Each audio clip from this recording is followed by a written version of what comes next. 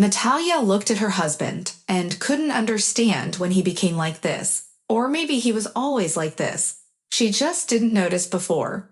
Well, now it didn't matter at all. Stas, if we're buying an apartment, we split it in half. Otherwise, I'll take back my share of the money. Don't you think it's unfair that we saved up for the apartment together but sold my grandmother's apartment?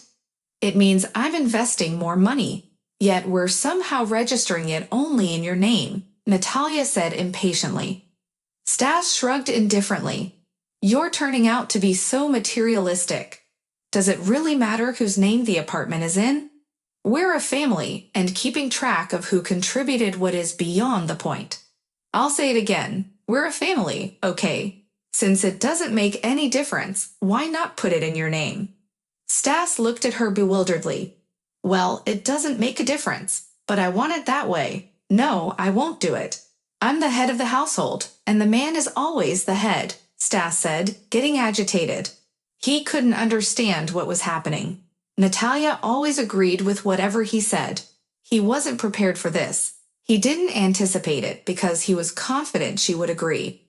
Stas, stop it. Equality has been established in our country for a long time now.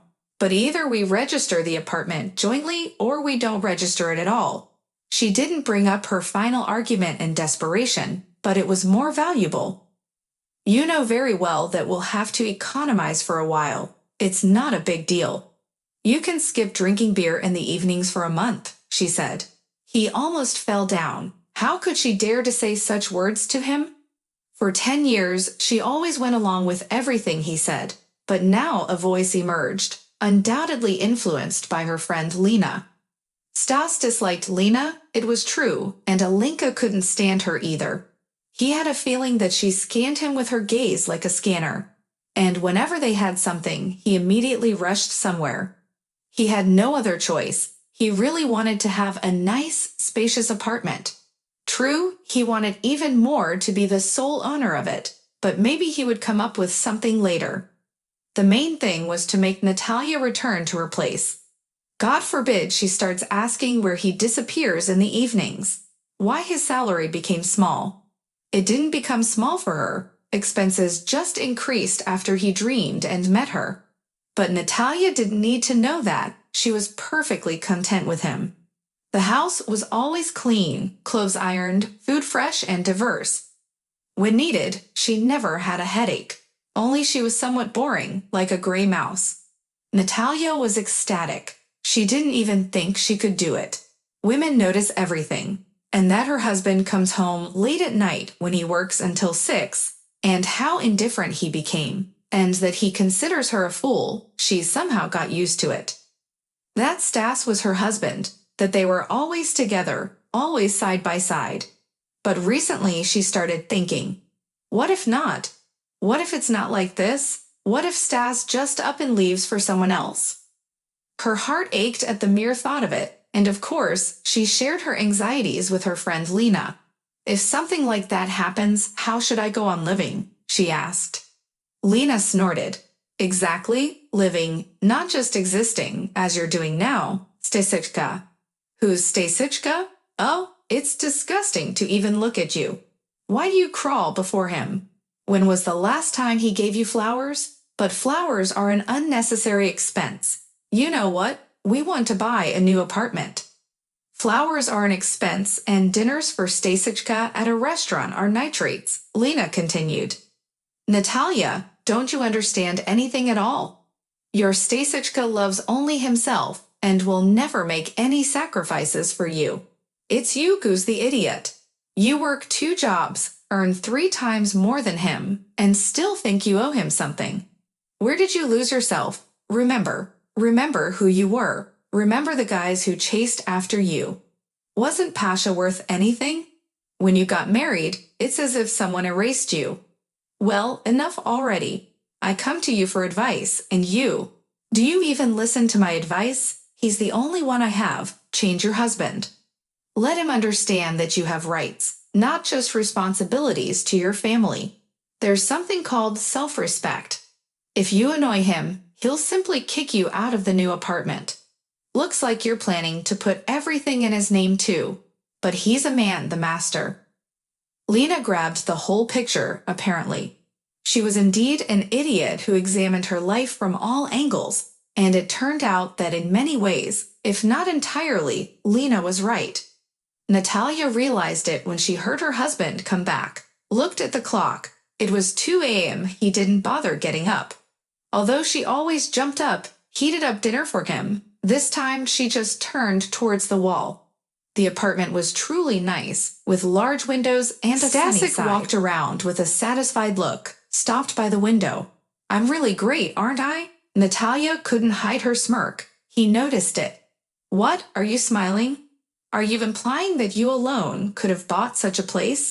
You wouldn't even have thought of having something else." Natalia felt scared and hurt, but she remained silent. She hadn't detached herself from the fact that she had held her ground during the apartment purchase. The main thing is that Stas's dream came true, and now he will enjoy being at home rather than somewhere else. It had been a whole year like that. Natalia even brought up the topic of having a child again, but her husband widened his eyes. "Natasha, what child are you talking about now? Don't mention anything about age and late pregnancies. Can't you see that our walls are practically empty? We need to buy everything and furnish the place?" She just sighed. 2 years had passed, and the apartment was unrecognizable. Natalia took on multiple part-time jobs just to afford everything they needed. But Stas started disappearing again, only this time he would come home in the morning. She knew that something was about to happen, something that would completely change her life, and that event didn't keep her waiting. One day, leaning back on a chair after dinner, he said, "Natasha, I'm tired of you. I can't stand having such a mouse like you around anymore. Or rather, I'm not leaving. I want you to move out of the apartment. I'll soon have a young wife, and I need space. Don't you care where you live alone?"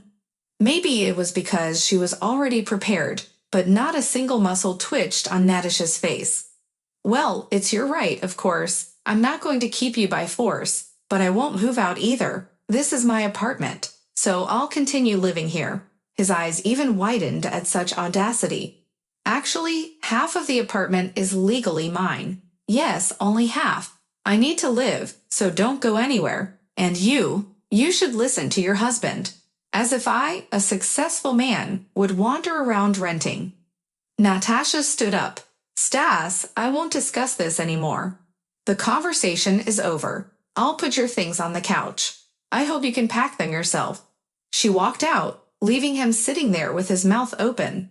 After contemplating for a while on how his passion would react to such a turn of events, he chased after Natasha. "How dare you? You have no one, and you never will. And we need somewhere to live." The woman shrugged. "Go ahead, live. I'm not stopping you. Live wherever you want." Stas even stomped his foot. "You'll regret it, and I promise you, I'll sell my half of the apartment to some non-Russian.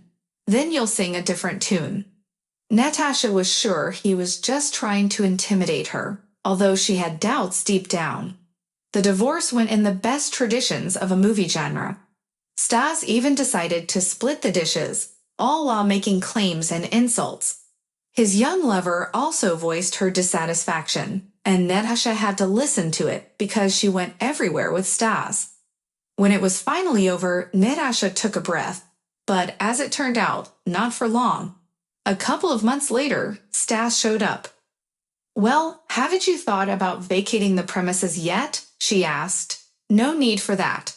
I found a buyer for my half, and I'll sell it tomorrow. Goodbye, and I hope you regret it." He rushed out the door. Natasha sank onto a chair.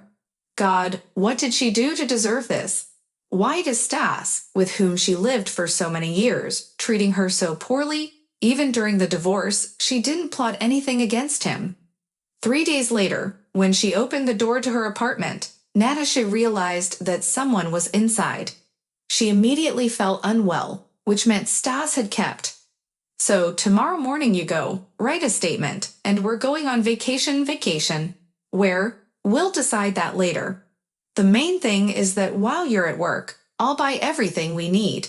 In a week, you'll be tanned and radiant." Angela nudged Stas in the side. Look at her. Such a coat. Oh God, I want one like that. Stas grimaced. Angela's demands were so high that the money from selling half of the apartment vanished into thin air. But I can't say that, it would start a fuss. But you're a man. Then he cautiously took her by the elbow and they turned around. Stas froze and Angela fell silent. The woman was pregnant, and furthermore, it was Natasha. She also recognized her ex-husband. And the person to whom he was selling half of the apartment also recognized him and immediately positioned himself between his wife and Stas. Stanislav made an unpleasant grimace. So you turned out to be cleverer than it seemed. I thought I was getting a tenant to avoid losing the apartment. But you... He didn't have a chance to finish because he was knocked down by a powerful punch. Pasha leaned over him. Never, never in your life even look in the direction of my wife. And if you dare say anything else, I'll break your neck. Understand? Stas nodded weakly. Pasha straightened up, took the frightened Natasha by the elbow again, and they headed towards the exit.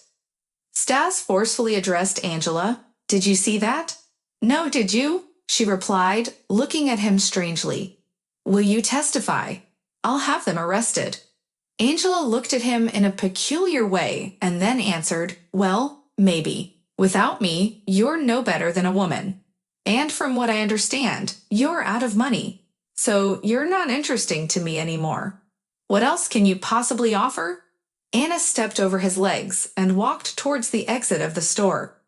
Stas reached out to grab her arm, but then lowered it and sat on the floor silently. If you enjoyed the story, I really hope for your support with a thumbs up. Thank you and all the best.